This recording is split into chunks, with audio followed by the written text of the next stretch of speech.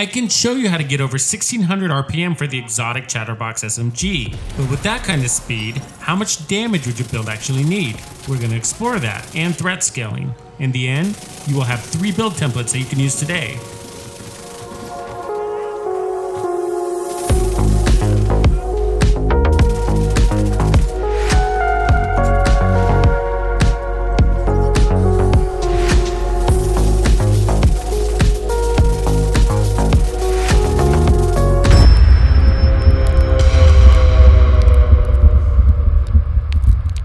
All the builds are going to be centered on the exotic SMG, the Chameleon. It comes with the talent Incessant Chatter, and when you reload, your rate of fire is increased by 20% for each enemy within 15 meters for the duration of that magazine. The max stack is 5, so that means you're going to get a 100% RPM boost when you have 5 enemies standing in front of you. That's 1,400 RPM. I'm going to show you how to get that as high as 1,600 RPM. And every kill refills 50% of your magazine, which is why it's also earned the nickname the Bullet Queen. Okay, let's take a quick look at a few pieces we'll be using on our first build. I'm using Grupo for my chest for all that crit damage, and I rolled Intimidate because we really want to get in close to as many enemies as possible because that's what's going to get us those high RPMs. So we might as well be taking advantage of those close range, high amplified damage talents. So everything in this build will be catering to that concept. And that's why we'll be starting with the memento for our backpack, and I also put protection from elites mod there. Everybody knows by now that this backpack is great for run and gun builds because of those short-term and long-term buffs. If you don't have this backpack yet, no sweat, I have some alternatives I'll be showing you in just a moment. My holster is improvised, and I did that because I want that extra protection from elites mod for the build. For this first build, we're going to have 51% protection from elites. And as we get further into the gameplay, I'll be showing you exactly why we need that. And for my mask, I'm running my first of 3 pieces of striker. That's giving us 15% weapon handling, which doesn't sound important, but it is. And same with that 15% rate of fire. The gloves and knee pads look basically the same. For build 1, you need to run gunner because of that 10% armor on kill. You're going to be chain killing, and that will be our single source of heals. So the reason why we need protection from elites is because this is a no shield build, and we're going to almost always be out of cover. Protection from elites dampens the damage you'll be getting on approach. Because you see, the thing about the memento is you don't get that bonus armor until you pick up the trophy, which is after a kill. And you don't want to lose that bonus armor in between kills as you're on approach because you need it for Intimidate. And most level 4 heroic control points are filled with those golden elites. So that 51% protection from elites is going to cut their damage in half, which means our bonus armor will last twice as long. And when you're at 1600 RPM with 35% amplified weapon damage, you'll know exactly why you need to preserve that bonus armor. It doesn't matter how tanky that enemy is standing in front of you. If Intimidate is procced and you're at the max RPM, you'll basically chew right through them in less than half a magazine. The catch is getting those max RPMs, and I'll show you the tricks to do that throughout the gameplay. You've probably noticed that my skill is the Banshee Pulse, but I'm also using the Defender Drone because that's another way to preserve my bonus armor. That's what it's about. Saving my bonus armor so I can use Intimidate so that anybody that stands in front of me will fall. That said, we're really relying on that armor on kill to stay alive. Also, by now you might have learned if you've watched my other build videos that we know armor on kill is the best type of healing that you can get for your run and gun builds. And 10% armor on kill is over 100,000 armor back instantly. And as you can see from this footage, I'm getting punished from time to time by 3 or 4 enemies hitting me at once. But this build and the ones that follow can take the abuse. So this build, I actually really like it. But I think there are some changes that we need to make. I think we need to actually drop the memento backpack and replace it with Adrenaline Rush. So I'm going to put on the Sokolov backpack for more damage, and it's going to have Adrenaline Rush on it, mostly because we can get up to 60% bonus armor for 5 seconds.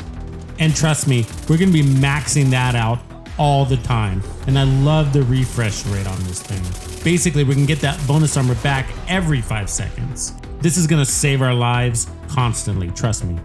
just as important, we're going to get that Intimidate kicking in, which is also going to add to our survivability because we'll be killing that enemy faster, which means we're going to get that armor on kill faster.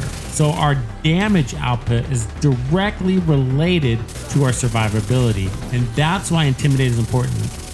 Now don't get me wrong, those short-term buffs from the trophies on the Memento backpack are nice, but what I've learned, as long as I'm keeping Intimidate procced, it's nicer.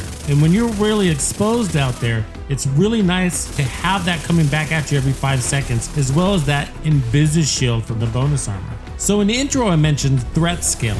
So what I mean is, the larger the threat, the greater your build responds. Basically what I'm putting together for you here are builds that step up to the level of threat that you're facing.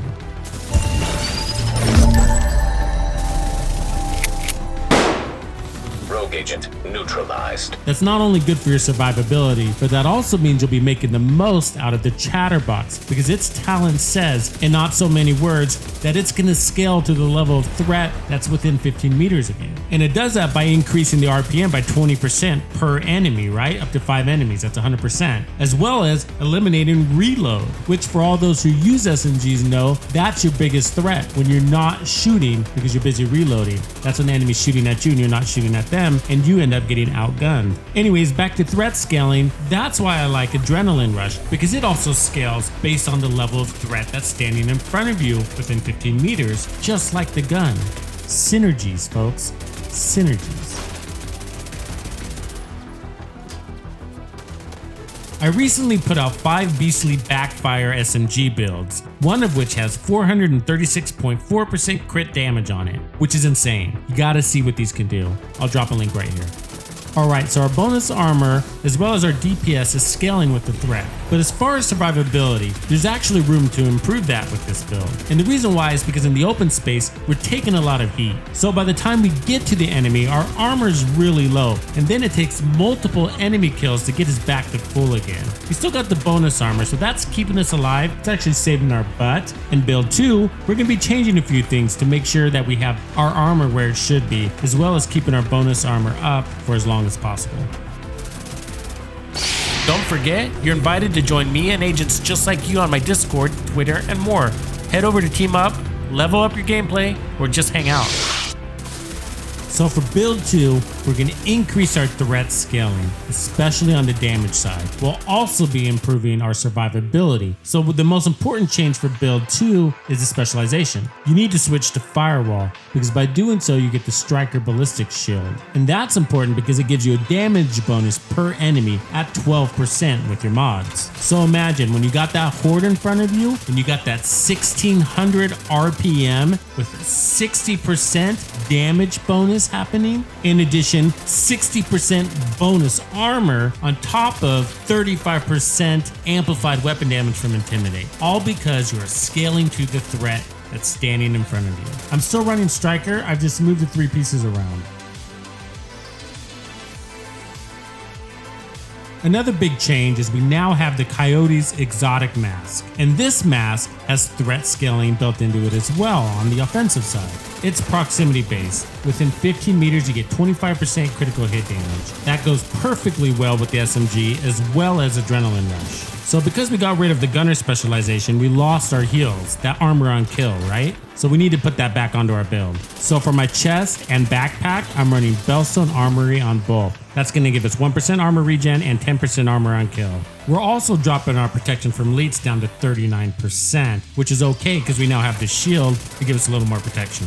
Now, if you want, you could swap out that protection from elites for more crit damage. But for me, I felt like the damage output is great on this build. It was more about keeping things in balance. You need the defense in balance with the offense, especially when you're going toe-to-toe with the enemy like we are with this. Even though you have the shield, you do get shot in the back, you are exposed, you're out there in the open, so it does come in handy, that protection from elites. Striker feels really good with the Chatterbox, I gotta say. Nothing feels better than hitting that 1500 to 1600 RPMs. It feels sweet. And that no reload is like nothing else on any other weapon in this game.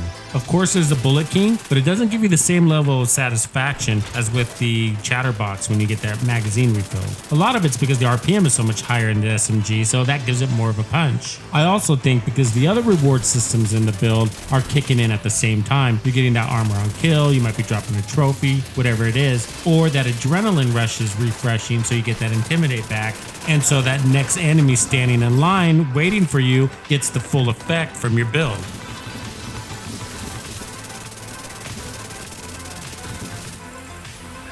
So you all can see this build obviously shreds, right? But you might be wondering how it compares to Hunter's Fury, the best gear set for SMGs. Well, let's give it a try. It's really to your benefit to use all 4 pieces of Hunter's Fury. You get a lot more amplified damage if you do.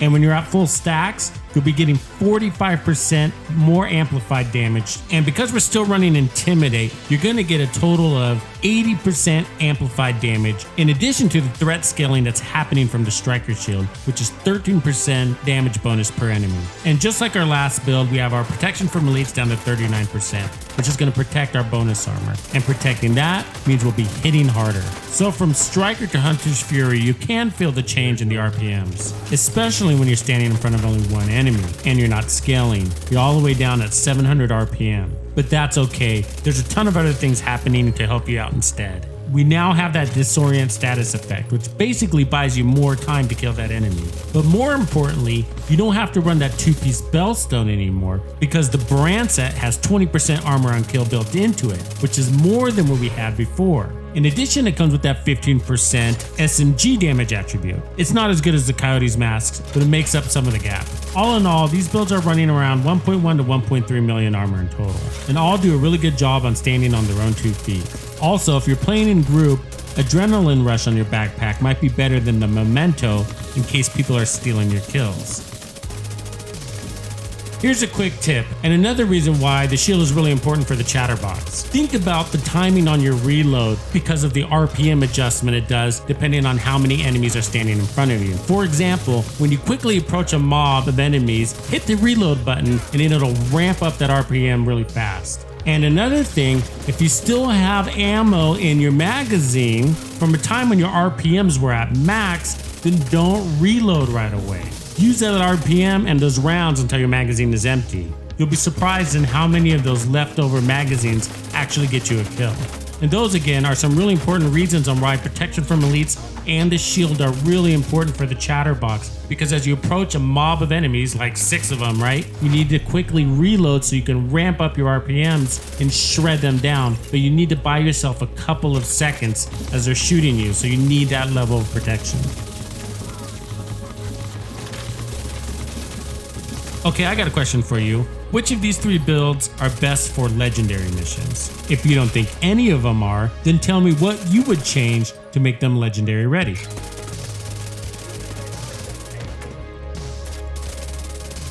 Hey, if you like SMG builds, watch these videos next. Tuxedo out.